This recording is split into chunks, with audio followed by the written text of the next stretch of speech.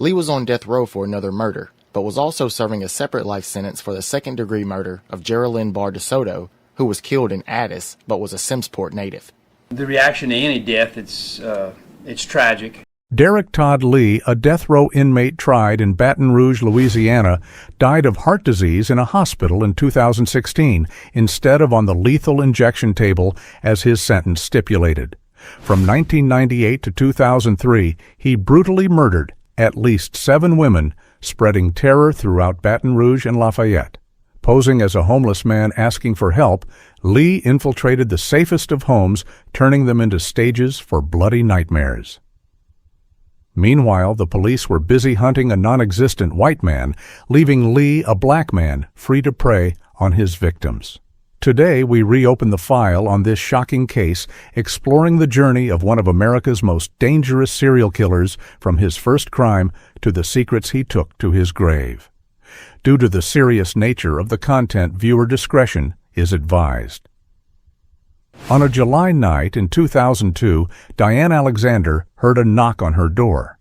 When she opened it, she saw a black man who claimed to be homeless and was asking for help.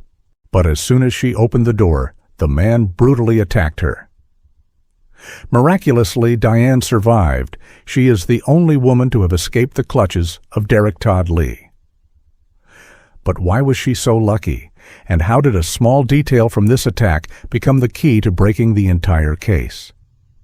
Remember, the car that Diane's son saw it will become extremely important later in this story. And there is something remarkable. Throughout this time, police conducted thousands of DNA tests on white men in the area. They were completely unaware that the killer they were searching for had an entirely different skin color. To understand the evil that Derrick Todd Lee perpetrated, we need to know about the women whose lives he took. Each victim had her own life, her own dreams and loved ones waiting for her to come home.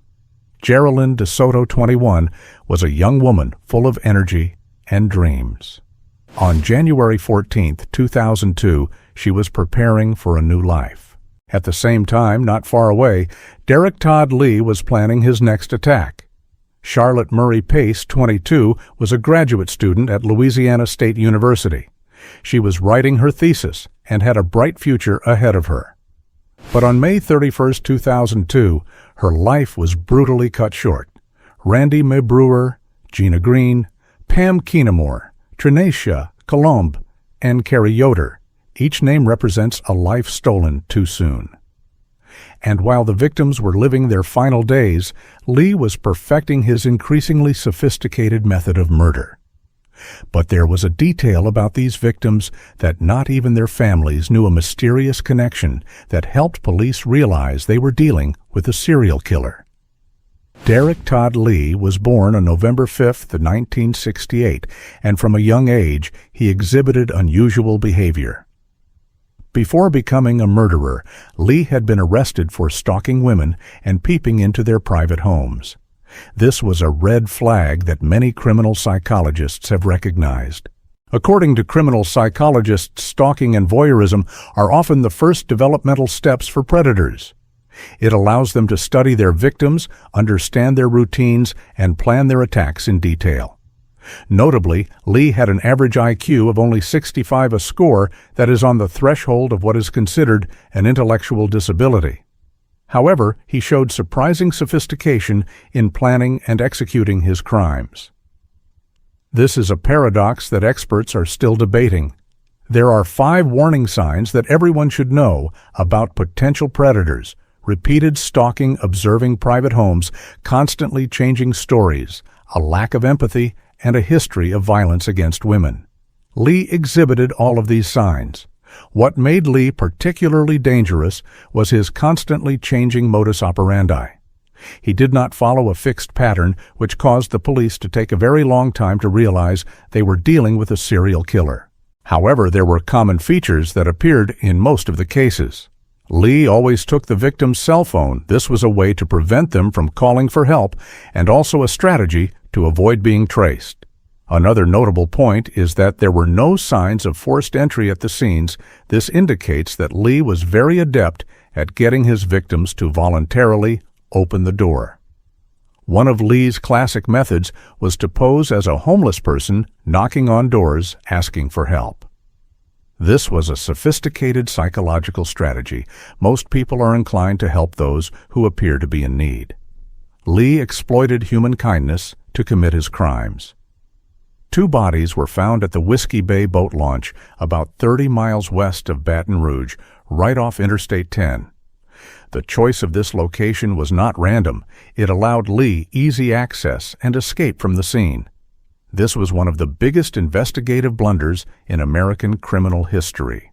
Based on an inaccurate FBI criminal profile and misleading witness testimony, the police believed the killer was a white man.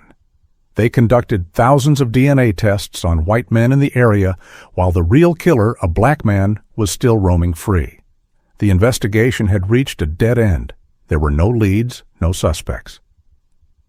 In desperation, the police decided to seek help from DNA Print Genomics, a company specializing in DNA analysis to determine racial ancestry. The results of the analysis completely changed the direction of the investigation. DNA Print Genomics determined that the suspect had 85% African genes. This was a major turning point for the first time police knew they were looking for a black man. More detailed analysis of the DNA found under Geraldine DeSoto's fingernails led to the identification of Lee as the primary suspect in the murder of the 21-year-old in Addis, Louisiana.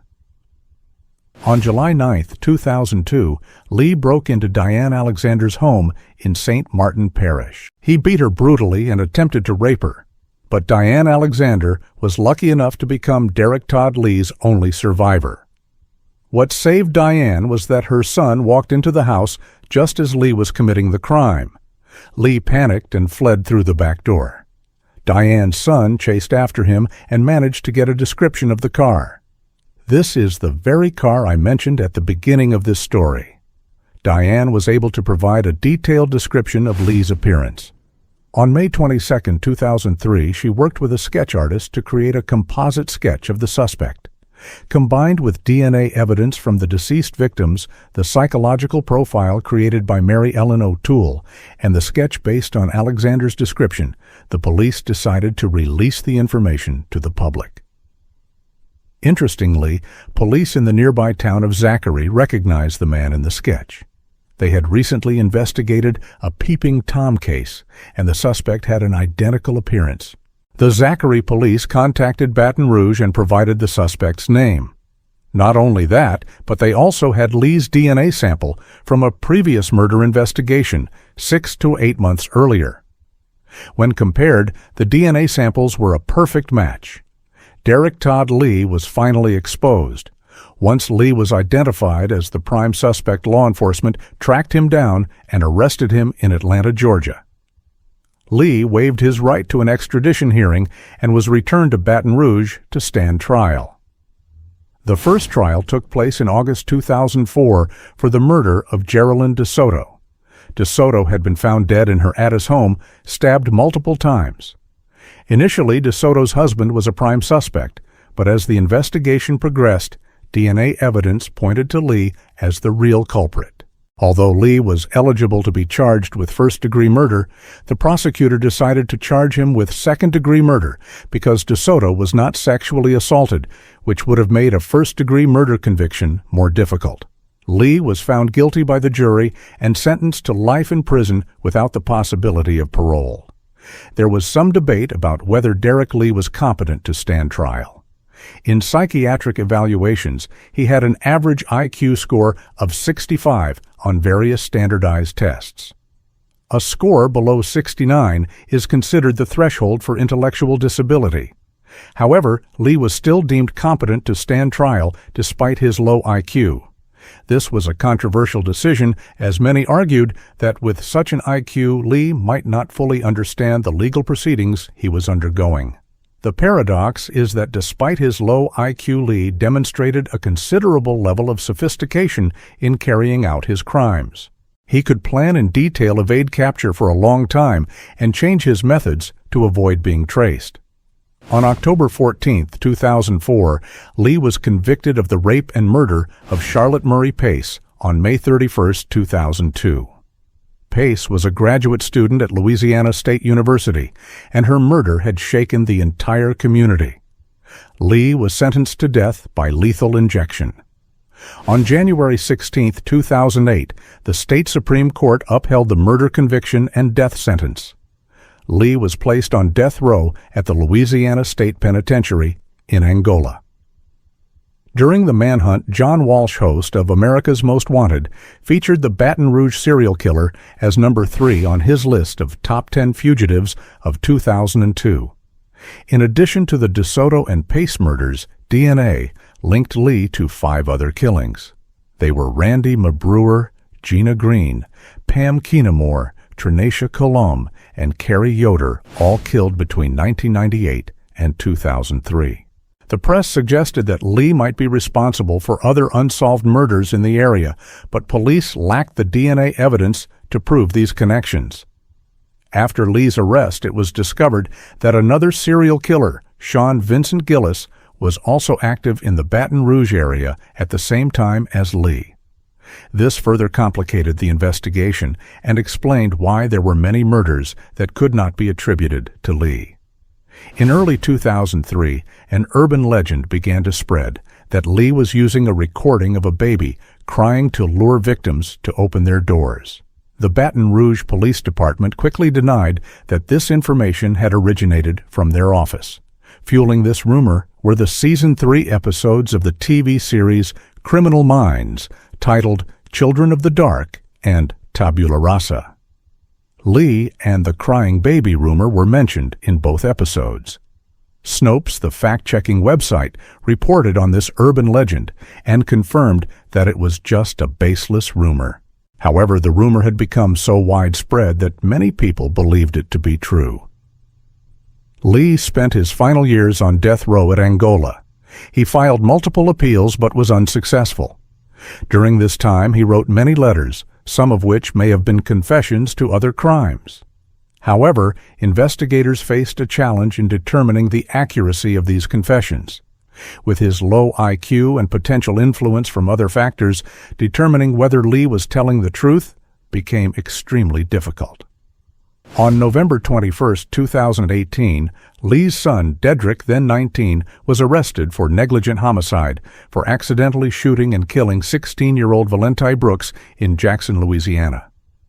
The shooting had occurred 8 days earlier at Lee's home. In June 2019, Derrick was convicted of negligent homicide accessory to attempted robbery and obstruction of justice. He was released from jail 2 months later in August because most of his original sentence had been suspended. This illustrates how the cycle of violence can be passed from one generation to the next, even without direct contact between father and son. On January 21, 2016, after years on death row, Derrick Todd Lee died of heart disease in a Louisiana hospital. He had been transferred there for treatment from the Louisiana State Penitentiary, where he was awaiting execution. In the last 24 hours of his life, Lee spent his final moments in silence. Unlike many death row inmates, he did not have the chance to give a final statement or have a last meal of his choice as he died of natural causes. Lee's death brought a sense of relief to the families of his victims. Although they did not get to witness the execution as they had wished, his passing marked the end of a dark chapter in their history.